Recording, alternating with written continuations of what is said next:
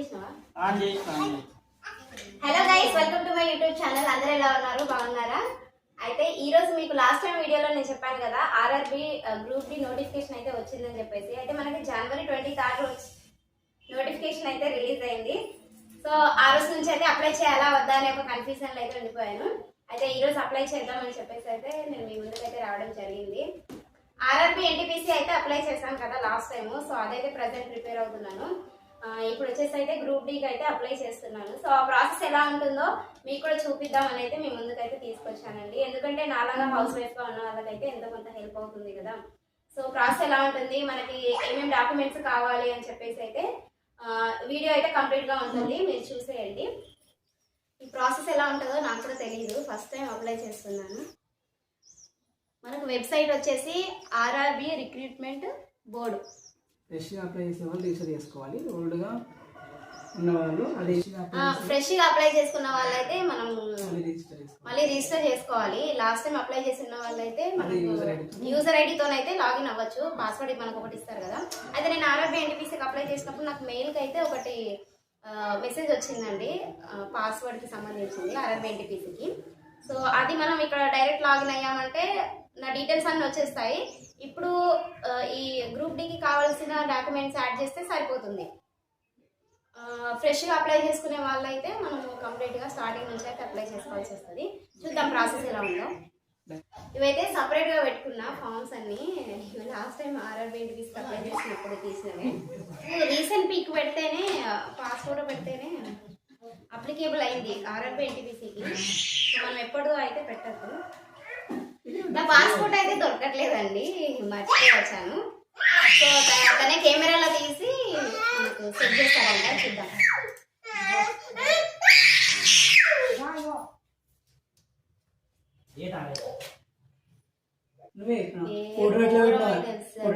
Photo అస్సలు set కాలేదు. Photo వల్లనే నాకు 2 గంటలు time waste. Last time RRB ఎన్టీపీసీకి అప్లై చేసినప్పుడు ఫోటో వల్ల అయితే నాకు చాలా రిస్క్ అనిపించింది. 1 అవర్ పాటు ఓన్లీ ఫోటోనే అప్లోడ్ అవ్వలేదు. ఫోటో ప్లస్ సిగ్నేచర్, అవి రెండైతే కరెక్ట్ సైజులో ఉండాలి. వాళ్ళు మెన్షన్ చేసిన సైజు ఉంటుంది కదా, ఆ సైజులో ఉంటేనే తీసుకుంటుంది, లేకపోతే తీసుకోదు. చాలా ఇబ్బంది అనిపించింది నాకు. ఇప్పుడు చూద్దాం మరి ఎలా అవుతుందో. 2000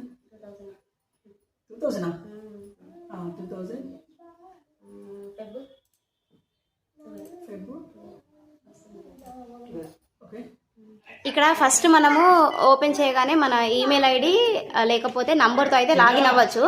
లాగిన్ అయిన తర్వాత మనకేంటంటే మెయిల్ వస్తుంది, అంటే పాస్వర్డ్కి సంబంధించిన మెయిల్ ఒకటి అయితే వస్తుంది. ఒకవేళ మనం పాస్వర్డ్ మర్చిపోతే అయితే మనము ఫర్గెట్ పాస్వర్డ్ పెట్టుకుంటే వస్తుంది.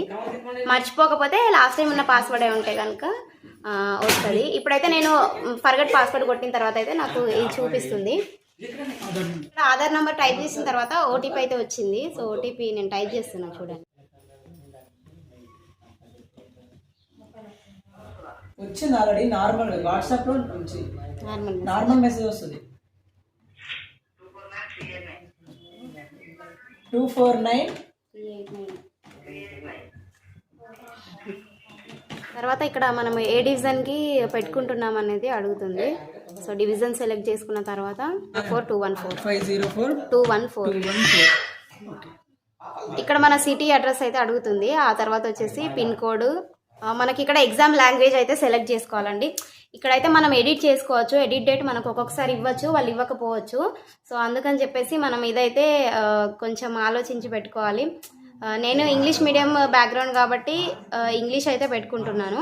సో మనకి ఒకవేళ 2 లాంగ్వేజెస్లో పేపర్ ఇస్తారు, తెలుగు ఇస్తారు, ఇంగ్లీష్లో కూడా ఇస్తారు. సో మనకి ఏదైనా అర్థమైపోతుంది. బట్ కంపల్సరీ మనం ఇక్కడ ఇవ్వాలి కాబట్టి నేనైతే ఇంగ్లీష్ అయితే సెలెక్ట్ చేసుకుంటున్నాను. మనకు మెయిన్గా అయితే క్యాస్ట్ సర్టిఫికేట్ అయితే ఇంపార్టెంట్ అండి. క్యాస్ట్ సర్టిఫికేట్ మనం పెడితేనే తీసుకుంటుంది. సో ఇది నేను స్కాన్ చేసి అయితే పెడుతున్నాను. సర్టిఫికేట్ని, క్యాస్ట్ సర్టిఫికేట్ని అయితే మనము కేబీ ఫామ్లో అయితే కన్వర్ట్ చేసుకోవాలి. మెయిన్గా అయితే ఇదే అండి. వాళ్ళు ఇచ్చిన సైజులో పెట్టకపోతే అయితే అస్సలు అప్లై అవ్వదు. ఇదైతే చూసుకోండి అందరూ. తిను మా తమ్ముడు, రిలేటివ్ తమ్ముడు. సో ల్యాప్టాప్ ఉంది కదా అని తీసుకురమ్మని చెప్పిన. మళ్ళీ పిల్లలతో ఇంట్లో పనులన్నీ చేసుకొని నేనే అప్లై చేసుకోవాలంటే వెళ్ళి ఇబ్బంది కదా. సో అందుకని చెప్పేసి తన్ని అయితే అప్లై చేస్తుండు. ఆల్రెడీ ఈ అప్లికేషన్ 23rd రిలీజ్ అయిన తర్వాత నుంచి ఒక 4-5 మెంబర్స్కి అయితే చేశారంట వాళ్ళ ఫ్రెండ్స్కి. సో ఇప్పుడు నెక్స్ట్ అయితే నాది కేబీ కన్వర్ట్ అయిపోయింది, ఇప్పుడు అప్లోడ్ చేస్తున్నాం. కన్వర్ట్ అయిపోయిందంట, అప్లోడ్ చేస్తుండు. మనకు ఇది ఒక యాప్ కూడా ఉంటుంది కదా, కన్వర్ట్ చేసేది యాప్ కూడా ఉంటుంది. సో అలా అయినా చేసుకోవచ్చు మీరు, లేకపోతే వాళ్ళకి చెప్పినా వాళ్ళు కూడా కన్వర్ట్ చేసి ఇస్తారు మీ సేవలో నెట్లో కానివ్వండి. ఇప్పుడు కేబీకి అయితే కన్వర్ట్ అయిపోయింది క్యాస్ట్ సర్టిఫికేట్. దాన్ని వచ్చేసి నేనైతే ఇక్కడ అప్లోడ్ చేస్తున్నా. అప్లోడ్ అయిపోయిన తర్వాత ఇక్కడ ఏం అడుగుతుందంటే నెక్స్ట్ మనకి ట్రైన్ టికెట్ అయితే అడుగుతుందండి. సో మనము ఈ ఆర్ఆర్బీకి అప్లై చేసినప్పుడు ప్రతిసారైనా మనకి లాస్ట్ టైం నేను ఎన్టీపీసీకి అప్లై చేసినప్పుడు కూడా అడిగింది. అంటే మనకి ఫ్రీ టికెట్ అమౌంట్ అయితే ఉంటుందంట. మనం ఎక్కడి నుంచి ఎక్కడి వరకు అయితే తీసుకోవాలనేది మనకు అడుగుతారు. సో నేను నా సిటీ నుంచి అయితే మా జోన్ వరకు, సికింద్రాబాద్ జోన్ వరకు అయితే టికెట్ అయితే ఫ్రీ టికెట్ అయితే పెట్టుకుంటున్నాను. సో మీ విలేజ్ నుంచి మీరు కూడా ఆ జోన్ వరకు అయితే పెట్టుకోవచ్చు. ఫ్రీ టికెట్ అయితే ఉంటుంది ఎగ్జామ్కి. ఫ్రీ టికెట్ అయితే అయిపోయింది. అయితే ఏంటంటే నేను ఇది లాస్ట్ టైం పాస్వర్డ్ని బట్టి అయితే పెడుతున్నాను కాబట్టి సో నా డీటెయిల్స్ మళ్ళీ ఇవ్వాల్సిన అవసరం లేదు. ఆల్రెడీ ఇక్కడైతే ఇచ్చేసాను. కొత్తగా ఇస్తున్న వాళ్ళకైతే లేట్ అవుతుంది చాలా. నాకైతే ఎన్టీపీసీకి అప్లై చేసినప్పటిదే ఇప్పుడు పెడుతున్నాను కాబట్టి తొందర అయిపోతుంది. చాలా లేట్ అయింది. 2-3 అవర్స్ అయితే కంటిన్యూగా అప్లై చేయడానికి కూర్చున్నాను నేను లాస్ట్ టైం అయితే. సో ఇప్పుడైతే కొంచెం ఈజీగా అయిపోతుంది. నెక్స్ట్ మనము పాస్పోర్ట్ పెట్టాలి. ఫోటో అయితే మనం రీసెంట్దే పెట్టాలండి, ఎప్పటిదో అయితే పెట్టద్దు. అలా కూడా తీసుకోదు ఒక్కొక్కసారి. అయితే చాలామంది ఇక్కడ మనకి ఇన్స్ట్రక్షన్స్ అయితే ఇస్తారు. నేను ఎన్టీపీసీకి అప్లై చేసినప్పుడు కూడా కింద మనకి ఇన్స్ట్రక్షన్స్ కొన్ని అయితే ఇచ్చారు. సో దాంట్లో కంప్లీట్గా ఫోటో కానీ సిగ్నేచర్ ఎలా ఉండాలి అనేది అయితే అక్కడ ఉంటుంది. అది చూసుకొని అయితే అప్లై చేయండి. చూడండి సిగ్నేచర్ అయితే కరెక్ట్గా అప్లోడ్ కాలేదు. సో మళ్ళీ నేను ఇక్కడైతే టైప్ చేసి అయితే పెడుతున్నా.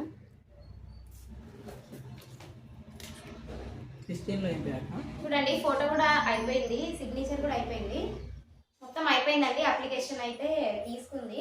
సో చాలా తొందరగా అయిపోయింది. 5 minutes అవుతుంది అంతే మేము స్టార్ట్ చేసి.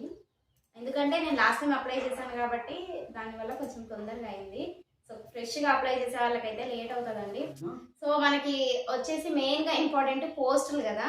సో నేను ఫస్ట్ టైం అప్లై చేస్తున్నాను, ఫస్ట్ అటెంప్ట్. నాకైతే ఏ పోస్ట్ గురించి తెలియదు.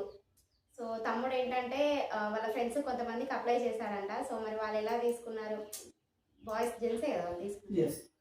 సో తను అప్లై చేసిన వాళ్ళ ఫ్రెండ్స్కి బాయ్స్కి చేశాడంట. సో మరి గర్ల్స్కి రిలేటెడ్ ఏముంటాయి అనేది అయితే నాకు ఐడియా లేదు. ఒకసారి చూద్దాము ఏమేమి ఉన్నాయో. ఇంకోటి ఎస్ఈఆర్ అసిస్టెంట్. మీరు ఒకసారి కామెంట్ చేయండి మనకి గర్ల్స్కి వచ్చేసి ఏ పోస్టులు అయితే బాగుంటాయని చెప్పేసి. మీకు తెలిసింటే కనుక కామెంట్ చేయండి. మళ్ళీ నెక్స్ట్ ఎవరైనా అప్లై చేసుకున్న వాళ్ళు మన వీడియో చూస్తే వాళ్ళకి హెల్ప్ అవుతుంది కదా. టీ అయితే తీసుకొచ్చింది, బాగుంది. తమ్ముడు తీసుకో దానికోసం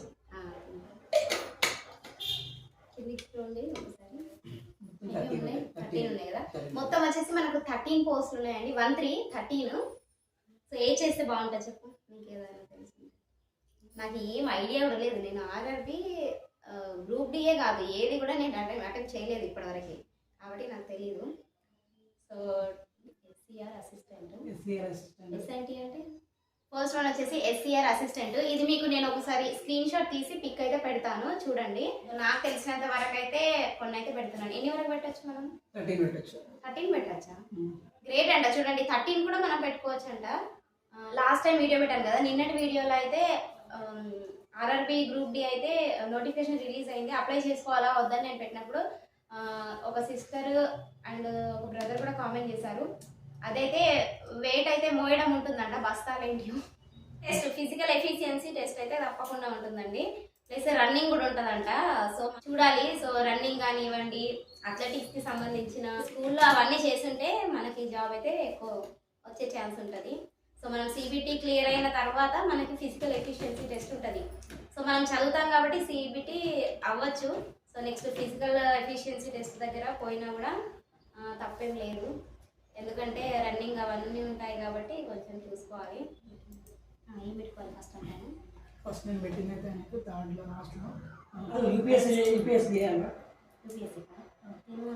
నేను అదే అనుకుంటున్నాను. 6 times కదా అది ఛాన్స్. మీకుంది, మీకు 6 times. మాకు 6 times, మీకు 4 times. మీకు 4 ఉందా? మాకు 6 ఉంది కాబట్టి నేను ఎప్పుడో కొట్టు ఇయ్యలేదు. ఇది ఏజ్ 24 ఇస్తున్నది రన్నింగ్. ఏజ్ కూడా నేను అదే అనుకున్నది 25 అప్లై చేసుకున్నాను అనుకో, రాకపోతే 26 కూడా గ్యాప్ ఇవ్వాలి. అట్లా చెక్ చేసుకుంటే ఏజ్ని బట్టి పెట్టుకున్నామని నీకు ఆలోచన లేదండి, అట్లా వెళ్ళాలని చూస్తుంది. కూడా పెట్టేసినాం అనుకో, ఒక ఛాన్స్ మిస్ అయిపోతుంది మనం. అర్థమైందా? ఇక్కడ చూడండి కనిపిస్తుందా, ఇలా బస్తాలు అయితే మోపిస్తారంట ఫిజికల్ ఎఫిషియన్సీ టెస్ట్లో. ఇలాంటి అత్తది కాదు. ఇది ఫస్ట్ పెట్టి assistant loco shed electrical 4th. ఇది కూడా ఆపరేషన్స్ ఇక్కడ అట్లా చూపించలేదు. డిజీలో ఒకటి చూపించిండు, ఎలక్ట్రికల్ బ్రాకెట్లో డిజీలో ఎలక్ట్రికల్ ఇవే 2 కావచ్చు అట్లయితే. అయితే గాయ్స్ నేనైతే ఇక్కడ పోస్ట్లు అయితే ప్రిఫరెన్స్ చేసుకున్నాను. గర్ల్స్కి ఏమేమి ఉంటాయని చెప్పేసి నేను కొంచెం అయితే సెర్చ్ చేసుకుని చేసుకోవడం అయితే జరిగింది. సో నాకు తెలిసినంత వరకు ఇది ఒకవేళ మిస్టేక్ అయితే కనుక మీరు కూడా కనుక్కొనే చేసుకోండి. ఇవే చేయాలని అయితే ఏం లేదు, మళ్ళీ నేను చేశానని మీరు అలాగైతే చేయొద్దు. నేనైతే 13 సెలెక్ట్ చేసుకున్నాను. సీరియల్ వైజ్గా అయితే చేశాను. నేను ఇది మీకు ఒక స్క్రీన్ షాట్ కూడా ఇక్కడ డిస్ప్లే చేస్తాను చూడండి. మెయిన్గా మనకు అందరికీ ప్రాబ్లం వచ్చేది ఇక్కడే అండి, ఏం ప్రిఫరెన్స్ తీసుకోవాలి, ఏం పోస్ట్. అయితే నేను 13 సెలెక్ట్ చేసుకున్నాను కదా. ఫస్ట్ ప్రిఫరెన్స్లో వచ్చేసి ఒక 3 అయితే నేను మీకు ఇక్కడ చెప్తాను. సో మీతో అయితే నేను డిస్ప్లే చేస్తాను చూడండి. ఫస్ట్ వన్ వచ్చేసి నేను ఇక్కడ assistant TL and AC work షాప్కి సంబంధించిందండి. ఇది assistant TL and AC first one.